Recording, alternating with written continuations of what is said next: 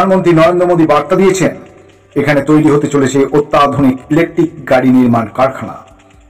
আর এই ঘোষণাকে ঘিরে মানুষের মনে তৈরি হয়েছে নতুন আশার আলো। বাংলার শিল্প ভবিষ্যৎ কি নতুন মোড় নেবে, নাকি আবার রাজনৈতিক দ্বন্দ্বে আটকে যাবে এই প্রকল্প? সিঙ্গুর আন্দোলনকে কেন্দ্র করে মুখ্যমন্ত্রী মমতা বন্দ্যোপাধ্যায় পশ্চিমবঙ্গের রাজনীতির অলিন্দে। এই সিঙ্গুর আন্দোলনকে কেন্দ্র করে মুখ্যমন্ত্রী মমতা বন্দ্যোপাধ্যায় তিনি আজ নবান্নের অলিন্দে। কিন্তু সিঙ্গুর সেই ব্যাকফুটেই চলে গেছে। সিঙ্গুর তার রাজনৈতিক ফসল। সিঙ্গুরে আর নতুন করে কারখানা গড়ে ওঠেনি। দীর্ঘ 34 বছরের শাসনের ইতি টেনেছেন মুখ্যমন্ত্রী বুদ্ধদেব ভট্টাচার্যের নেতৃত্বাধীন সিপিএম সরকার। তিনি মারাও গেলেন।